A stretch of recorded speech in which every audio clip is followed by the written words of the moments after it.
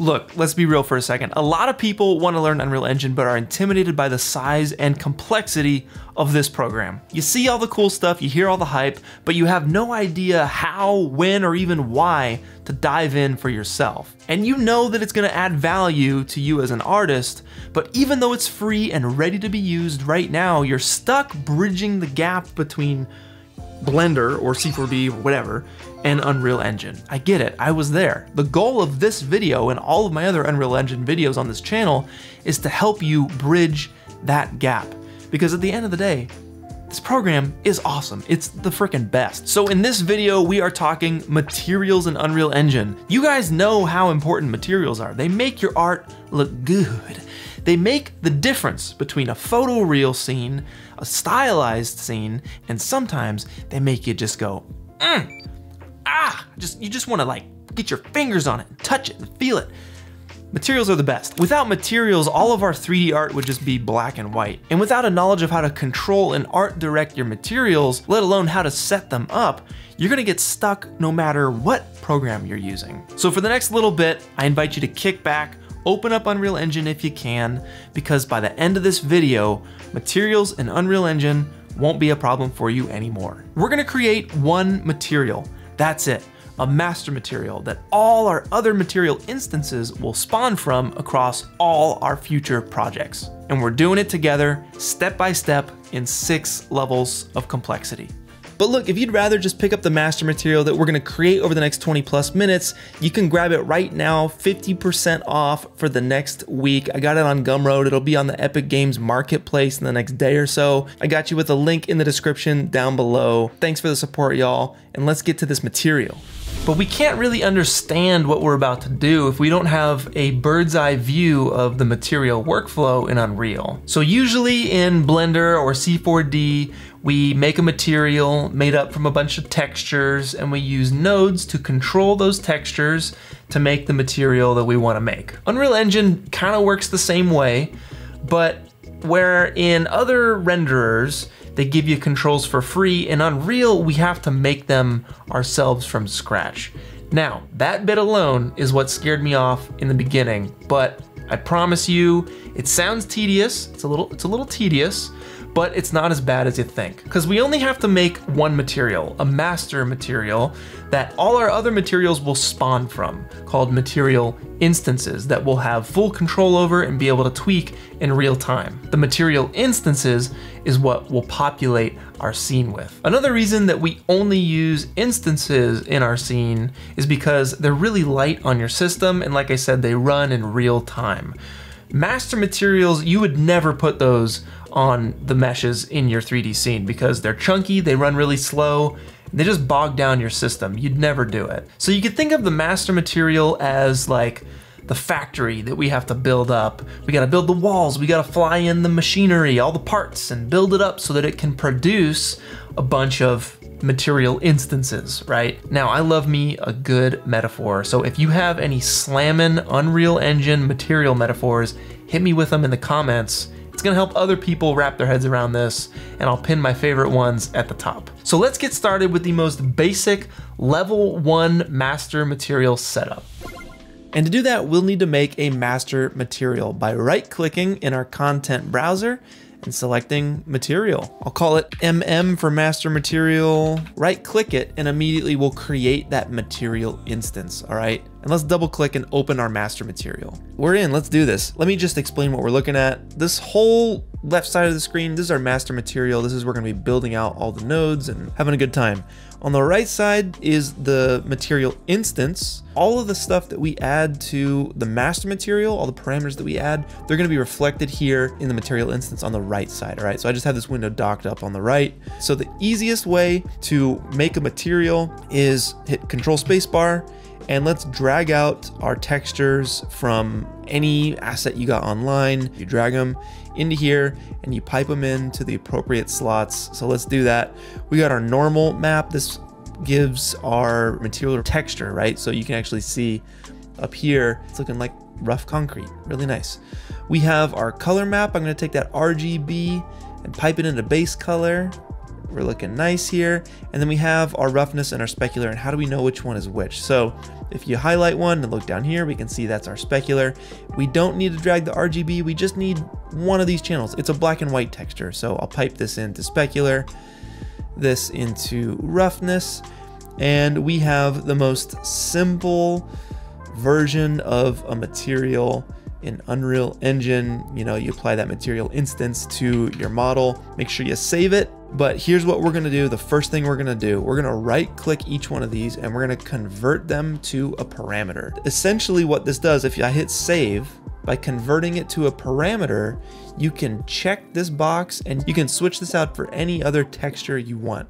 So if we do this for the remaining 4 and save this, we see we have all of our texture samples here, and we could switch these out, say for a wall concrete texture. Boom, there you go. Right? So this is the way that we can use a master material to make a bunch of different instances and switch out the textures and apply them to a bunch of different meshes in our scene. The last thing that we'll do, we want to keep things organized. It's really, really important to do that.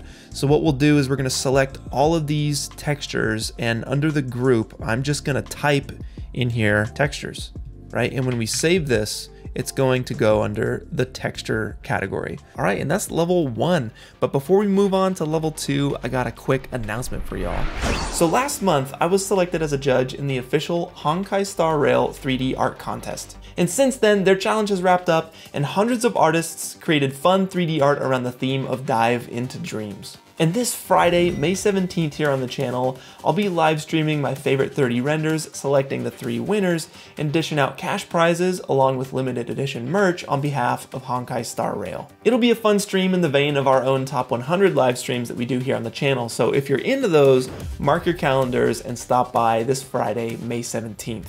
But for those of you who don't know, Honkai Star Rail is a free-to-play, turn-based RPG by the team who brought you Genshin Impact. Honkai Star Rail is set in a sprawling open-world sci-fi landscape and was recently updated with a brand new planet called Penacony, with a city built on dreams at its center. Hence their 3D challenge theme, Dive into Dreams. But it's time we dive back into these materials. So look, I'll catch you guys on Friday, May 17th for the Honkai Star Rail 3D art reveal. So for level 2, we want to actually control the contrast, brightness, tint, the saturation, roughness and specular, and the intensity of our normal, starting with the color texture. So first off, let's just make a little brightness adjustment. I'm gonna use a multiply node, all right? So you have all these nodes on the right on your palette. I'm just gonna be calling them out and hitting you with the little hotkey. So M, if you hold M and left click, you're gonna make a multiply node. We'll pipe this in here, right? So it's running through the multiply node. And if we hold S and left click, that's gonna make what's called a scalar parameter. And a scalar parameter is basically a node that we can adjust in the material instance. And we're gonna pipe this in, and you'll notice by default, it's totally dark because our default value is 0. We want that to default to 1, okay? And it's gonna look normal, like we never plugged it in. And if we save it, if you look on the right here, you'll see the global scalar parameter values. If we check brightness, we can adjust our material instance on the fly. That's working, that's great. Next, let's do a contrast adjustment. So I'll hold E, left click, and we get a power node. Let's pipe this through, right? So it's running through, the chain's running through. Let's hold S for scalar parameter. Default this to 1 and pipe it in, all right? And if we, again, save, then you can see, boom, right there, we have brightness, we have contrast. Let's keep moving forward with a saturation. So I'm gonna right click, and it's actually a desaturation node, which means we need to invert this. We're gonna use a 1- node, hold O, left click. All right, we'll pipe that in. We want a scalar parameter, and if we default it to 1 and save, we see the saturation pops up, and we now have a real-time saturation slider for our material. Fantastic. One last thing to close out the color adjustment, or the albedo adjustment, is a tint, all right? I want to tint it green, red, purple, blue, whatever. So we're gonna need a color, and the best way to do that is to hold 3 and left click, and that creates a constant 3 vector. 3 vector for RGB. We're going to pipe this in with a multiply node, hold M, left click, get this running through, pipe this RGB little toggle. If we save, we'll notice that the tint doesn't pop up in here because this is not a parameter. We got to convert it to a parameter, and we'll save. And by default, we want the color to be white because currently tinting it black just makes it super dark. We don't want that. So save, and boom, there we go. But it's in a different group, all right? So let's group our albedo adjustments together. I'll select all these, and I'm actually gonna hit C, and that just groups things here in our blueprint view, so we can move this around nice. And then let's grab all of these parameters that we made and type albedo, and we'll hit save. And look at that, they're in the little albedo group now. That's great. But what if, I'm gonna take it one further, what if you wanna adjust the order of how these parameters are laid out? Well, what you can do is go through here and change the sort priority. And I'm gonna just do like 10, 20, 30, and 40. And that way, if I create new ones later, which we are going to, we can slip them in between the cracks, I guess, if that makes sense. Right, so there you go. There's our albedo adjustments. Super fun. All right, so let's move on to the specular and the roughness. Now, this is a tutorial. We could copy paste, but let's rep it again, guys. We're here to rep it. So hold M, left click. We're gonna multiply this. We're gonna do a brightness, all right? Hold S and left click with a default of 1, because 0 is just 0 brightness, which means it's dark. Then we'll pipe this into the specular. Looking good. And if we save it, toggle this here, you can see that working in real time. Great, amazing, it works. Let's do a contrast adjustment. Hold E for a power node. Let's pipe this through. And let's hold S again for a scalar parameter with a default of 1. You guys know it, we've been here before. Boom, boom. Let's go ahead and select everything, hit C, select our parameters, group them under specular, and let's go ahead and save this. And there you go, boom. Let's do it again for the roughness, all right? So hold M, 2 parameters, and hold E again for that power node, and we'll pipe all of this in. Make sure you guys default your stuff. If you don't default your stuff, you'll be getting weird errors. Hit C again. We'll grab these roughness parameters and group them under roughness, of course, and save. And finally, normal. So normal's a little bit different. What we're gonna use to control our normal intensity is a flatten normal node, all right? And just like our desaturate node, we needed that 1- to invert it. This is flattening our normal. We don't want to flatten it. We want to increase it. So hold O for 1-, pipe that in here. Hold S for scalar, default of 1, and we'll pipe the RGB there into the flattened normal. We'll take all this, hit C, grab that normal parameter, and put it in the normal group. And lastly, right, we got to pipe this out to the normal slot there, and boom. Look at that. Level 2 is complete. We can do a lot with just this, but I want to do more. So what we're going to do is make some switchers that's going to allow us to toggle back and forth between these textures or just a base default color or roughness or specular value. So the node that we're going to use to switch between our albedo texture or just a base color is called a static switch parameter. If it's set to true, right, so we want a constant 3 vector, we're gonna right click it and convert it to a parameter. Let's default it to white, and that goes to true, all right? But by default, I don't want it to be a base color. I want it to be my actual texture, all right? So we're gonna pipe this into false. We'll pipe this into base color. And by default, the default value is unchecked. The default value is false. Let's go ahead and group our switch parameter. We'll pipe that into albedo. We'll pipe our base color also into the albedo section.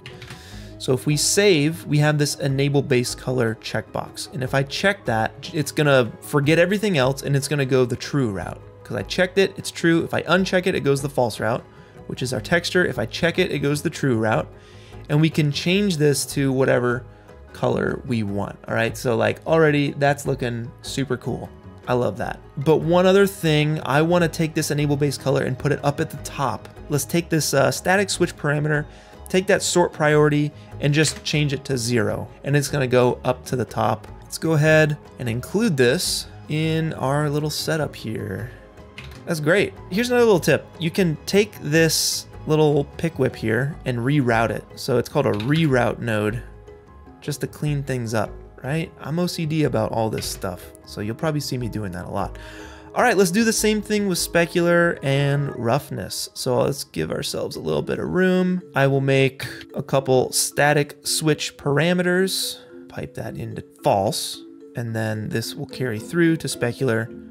By default, it's unchecked, it's working how we want it to work, all right? But it's erroring us out because it needs the true. We're gonna hold S and left click with a default value of 1, which will pipe into true. And let's go ahead and select both of these and make sure they're in the right group. And make sure enable base specular sort priority is 0. That way when we save, it's at the top, we can check it, and we can just give our material a base specular. It's not using the texture anymore, it's just using just a 0 to 1 value. Next up, we'll do the roughness switcher. This will pipe into false, into our roughness. Come on now, come on boy. Into roughness, hold S left click. We'll default it to 0.5, pipe that into true, hit save. Let's make sure to put it in the right group and sort priority on the switch parameter to 0, so it starts up at the top. Now, enable base specular, enable base roughness, good to go. All right, so that's base roughness. We'll check that, we can see it works. It's not using the texture, it's actually just using the roughness value of 0 to 1. Perfect. So we can just make a smooth, yellow, shiny little ball. And maybe that's what you need. Again, we're trying to give ourselves the largest variety of materials from this one master material, okay? And here, we'll do you one extra. Let's right click the metallic parameter. Let's promote that to a parameter. And we're gonna put it in its own group, metallic. And the default will be 0, because I don't want stuff to be super metal by default. But let's set that to 1, right? We can set this to a chrome ball. Right? There you go. You got your chrome ball. And yo, that's level 3 complete. Time to level up to level 4. We're going to give ourselves some position, scale, and rotation control over these textures. And the reason it's level 4 is because we're going to be using a technique called material functions, which is essentially a way for us to set up a little shortcut for ourselves. Let's get started. Control spacebar gets us into our little browser here. I'll right click, go to material and grab that material function. Bam, get up in here. We see we got nothing. We're gonna basically make some cool stuff, pipe it into here. With nothing selected, let's just hit expose to library, save this, okay? And when we go back into our master material and we search for mf_psr, boom, it's right there. We got this little node, it's doing nothing, but it's eventually gonna go into all these little UV slots here, and we're gonna have all these fun little parameters like this, but for scale, position, rotation, all that good stuff, right? So let's double click this and hop back in and start building. Let's start with a texture coordinate node. I'm gonna hold U and left click for that. It's the first thing that we're gonna need to make any of this stuff work. Let's start with rotation. That way, no matter when we move the scale or the position, the rotation will pivot from the center point, okay? So the first thing we want to pipe out into is what's called a custom rotator. Rotation center, we don't have to mess with it. We just need to bring this out to a divide node, and then we're going to use something a little different. We've been using the scalar parameters by holding S and left clicking, but we're not going to do it that way, because if we did it this way, all of the duplicates, all of the material instance duplicates will all be affected by this one value. We don't want that. We want individual control over each material instance, all right? So what we need to do is use an input, all right? It's called a function input. We'll select it, we'll call it rotation, and we'll pipe it into the A, and the B is gonna divide. We're gonna divide by -360, which is gonna allow us to just use this in a reasonable way. We're gonna grab all this, hit C, pipe this into our output, save this thing, and then now you see we have this little rotation guy. We can right click that, promote it to a parameter. Oh, and we messed up a little bit, but that's okay. Look, so it's like not a value, it's a color. So we're gonna go back in, We're gonna take this input rotation. We have all these different modes that this can be. We chose that vector 3, we've used it for tint, we've used it for base color. We just want it to be a scalar, all right, that's it. So we'll save it, it'll update. Let's pipe this in and I'll show you how this works, and then we'll build out the rest of it. Boom, we have a rotation. Let's put it in a group, 0, 0, underscore PSR, 0, 0, because I want it to appear at the top, all right? And when we rotate this thing, it rotates. And let's go to a cube so we can kind of get a better look at this. And you see it's rotating from the middle. Fantastic. It's exactly what we want. Let's build out the rest of this thing. Let's go back to the material function. Let's do scale next. So we're gonna divide it. Again, hold D, left click. Get this running all the way through. Looking nice. We want essentially 2 of these inputs. We want a U tiling and we want a V tiling, but there's not 2 slots for this. We need to append this thing. What that means is if I select the texture coordinate and you see it has U and V tiling, right? These scale settings are baked into this thing. We want to pop these out into controllable little parameters, and appending them is separate them into their individual parts. So I'm gonna pull up append vector node, pipe that into A and B, drop that in there, and you know, we're clean around here. So we're gonna hit C, scale, save this, and you'll see we have V tiling, U tiling, V tiling, looking nice up in there. Cleanliness order-wise, let's get our priorities straight, all right? 1, and we'll set this to 2, just so they show up in the right order, okay? We want tiling grouped together, and we want the offset group together, which we're gonna build out now. Hold A, left click, that's our add, all right? We're gonna do the same thing. We're gonna copy this, paste it, drop it into B, pop it into the output. We're just gonna name them different things. This is our U offset, and this is our V offset. Make sure sort priority continues. We're gonna go 0, 1, 2, 3, and 4. That way, these guys are grouped together. Select them all, hit C, and call it position. Save this thing, and we're looking good, all right? So let's go ahead and promote all of these to parameters. Awesome, and by default, you'll notice, look, it is just a gray blob. It's not our material anymore. That's because our U and V tiling is set to 0. Our scale is set to 0. So I'm gonna just set that back to 1, which will bring us back to a normal look in material. Let's make sure all of these are grouped in that PSR group. I'm gonna grab all this.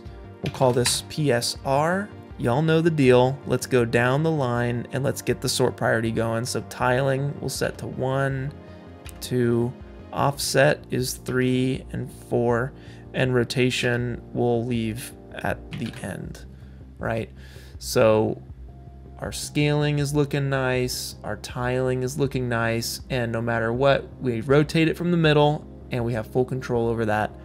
Freaking awesome. We're on our way, y'all. We're on our way. We're gonna use this position, scale, rotation, material function a couple more times because we're gonna now enter level 5.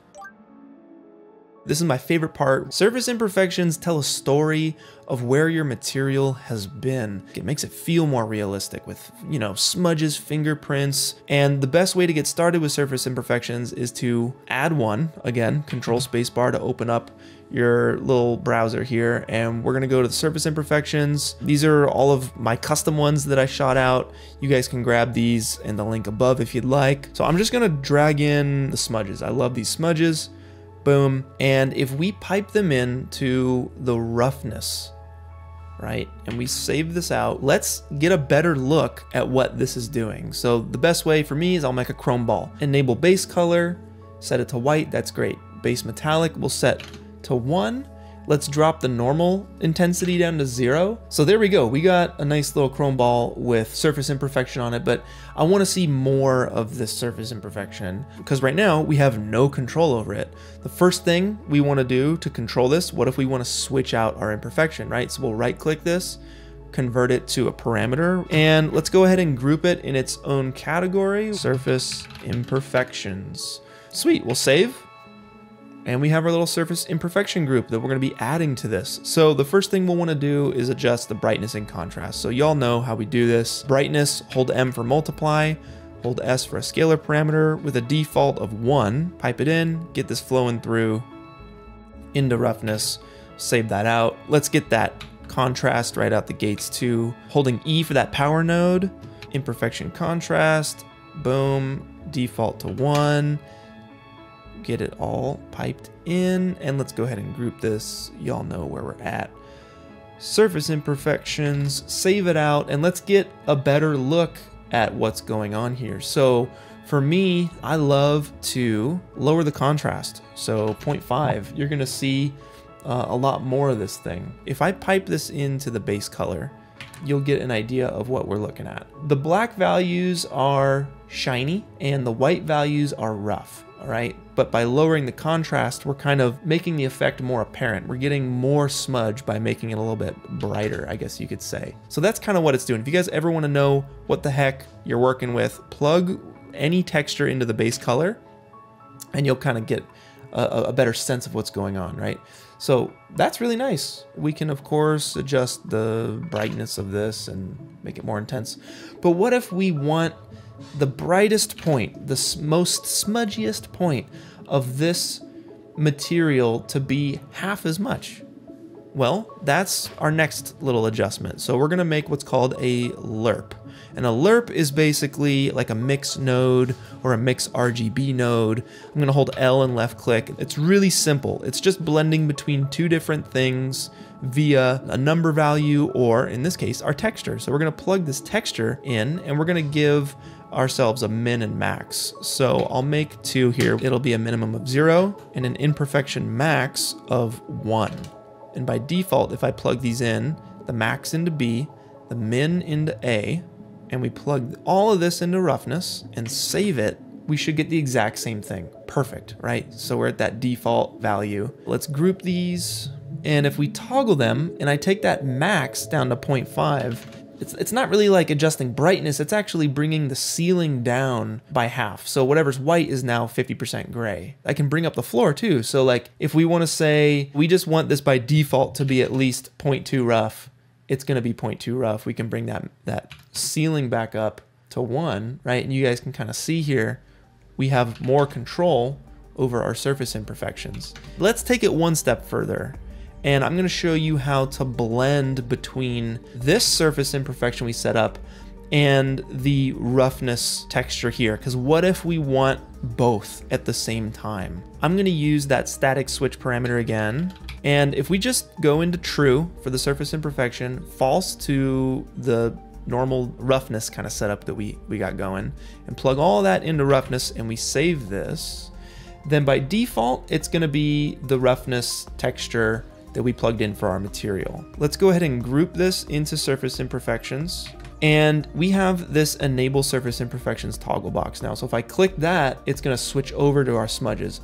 But we want both at the same time with a control slider of how much of each. We're gonna use this lerp node once again in order to do that. L, left click, and we want to blend between these, right? So let's say A is our surface imperfection. We wanna blend between A. We also wanna blend between the roughness, okay? That'll go into B, and all of this will go into true. And how are we gonna blend between these? With a slider. So I'm just gonna right click this alpha, promote it to a parameter, and I'm gonna go ahead and add it to our surface imperfection group. And by default, we're gonna blend by 0.5. So that just means we're gonna have half of our surface imperfection, half of our roughness, and I'm gonna group all of this into its own category, surface imperfection blend. Now, if I did this right, we can save and we'll check the blend box and I should be able to blend between, there you go,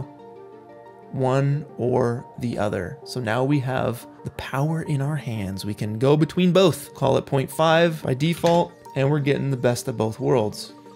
Amazing. The last thing I'm gonna do to wrap out level 5 is give ourselves another position, scale, rotation control over this surface imperfection, because I wanna be able to make the smudges smaller, separate from the texture. Since we made that material function, all we have to do is look up that material function, PSR, and we can use the same guy and plug this into our surface imperfection.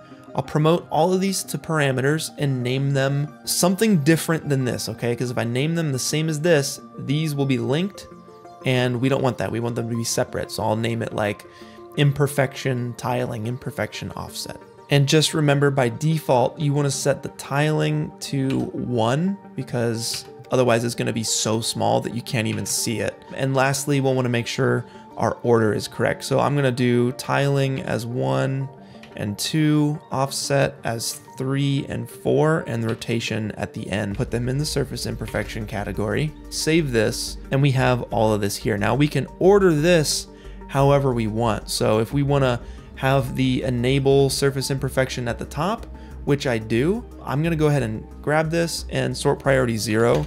Make sure things are in order. So if we save this, you can see we have enable surface imperfections at the top, right? So we can turn this on, turn it off. We have our imperfection texture as number 2.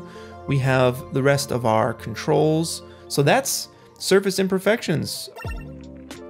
We've reached level 6. Look at what we've built so far. This is crazy. And it even goes further in these material functions too. Like, you guys are killing it. Leave a comment down below if you guys made it to this point, or if you're just following along. We're on to level 6, adding dirt over top of our albedo. And the best way to get started with that is, once again, a texture. So I'm gonna go back to my surface imperfections and I'm gonna grab, let's say, these footprints, all right? And the best way to kind of get this set up here is, again, with a lerp. I'm gonna hold L, left click, and bring up that lerp, all right? We wanna blend between 2 different things. We wanna blend our actual texture here that we'd set up, our albedo texture, and we wanna blend between some dirt. And the best way and the easiest way to grab some dirt is to just hold 3 and left click, grab that constant 3 vector, and pipe that color into B. I'm gonna right click this. We're gonna convert it to a parameter, and we'll just grab some brown or something like this as default, all right? And we're gonna mix between these 2 textures with this surface imperfection. And we can right click this, of course, and let's plug this into a dirt category. So let's grab this, type dirt, same deal here. We'll pop this into dirt. And if we plug this lerp into base color and save, we're gonna get this dirt category, and there'll be some dirt over top of our texture. Now, we want all the same controls in this dirt texture that we had set up for our surface imperfection. So by this point, y'all, let's see if you know the answer. I'm just gonna go for it, and hopefully you guys can match me by the end. Let's do a brightness.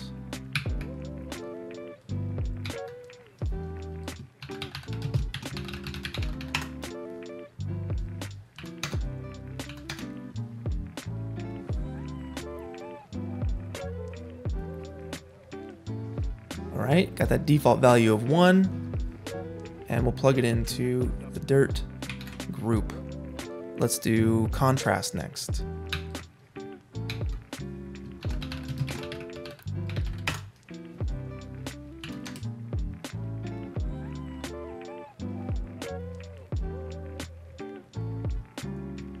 Same deal, make sure it's in the group.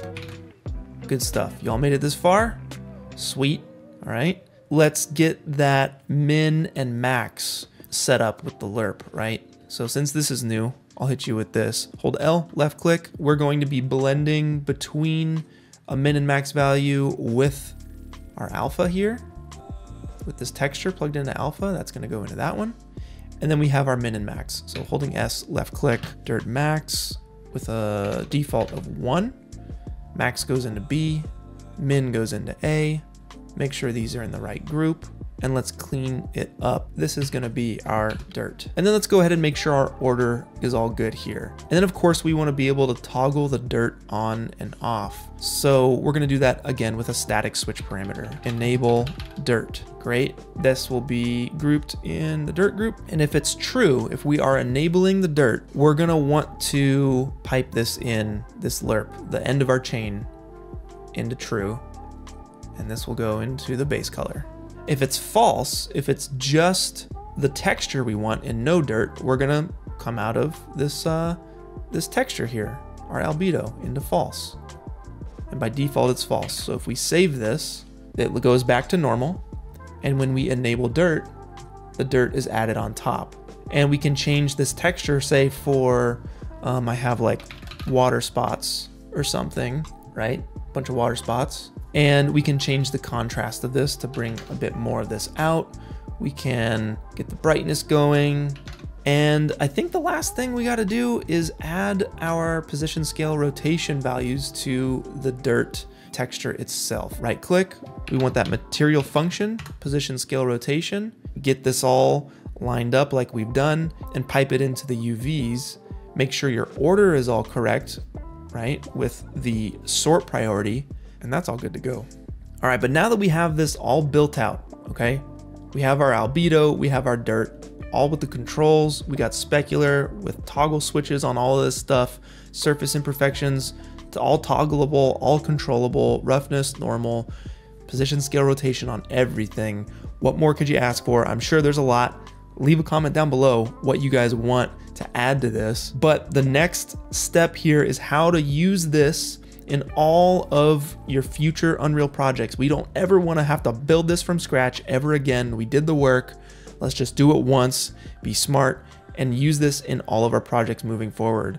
And the easiest way to do that is by making a master material folder, you call it whatever you want, and put all the stuff that we use to make this master material inside of it. That includes the textures, of course, including the surface imperfection and dirt textures, the master material, yeah, as well as an instance if you want it, and the material function. Don't forget that material function. We use that as well to make up our master material. The next thing you'll want to do, the last thing you'll want to do to ensure that we can copy this over without any problems, is to make sure that these textures here are the ones we're using inside of our master material, because we copied them over from another place in our project file, right?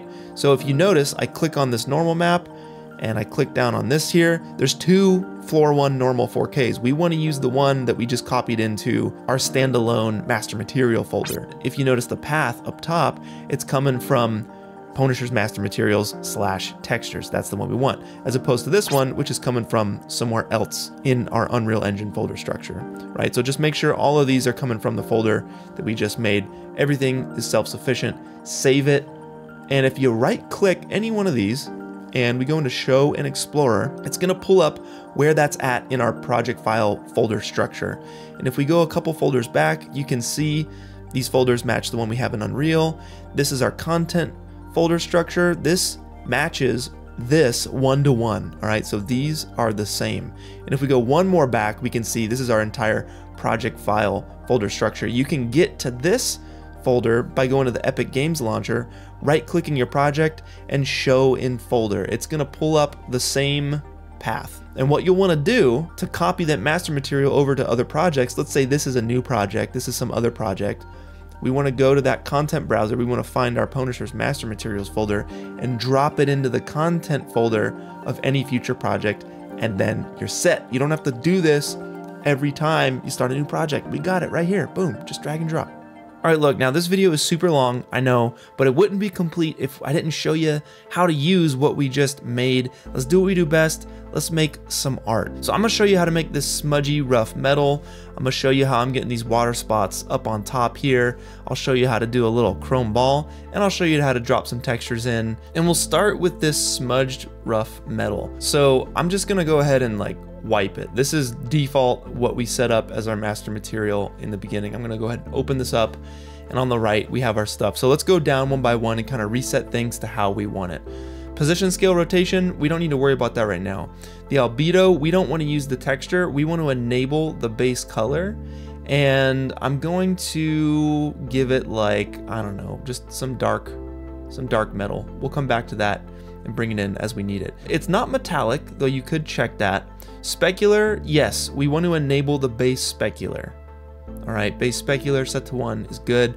We also want to enable base roughness. We're not using any texture maps for this. Base roughness, cool. The normal map, we don't want to use it. So I'm gonna set that to 0. And I believe that's everything for now. Let's get this metal looking kind of similar to the metal here on the teapot. So first thing is I'm gonna bring the brightness down, and let's go ahead and bring our roughness to like 0.4. That should give us a nice look there. Now the surface imperfection, that's where this comes in, right? So I'm gonna toggle the surface imperfection, and we have it set to these smudges. Now, the first thing is I want to see something. I want to make this really drastic. So the first thing, the blend, I'm gonna make sure the blend is set to 0 in this case. And that's full surface imperfection. It's not using any of the base roughness. And then I want to increase the contrast and the brightness until I start seeing something. Another thing that is going to stop us from seeing it is the scale, right? I dropped the contrast down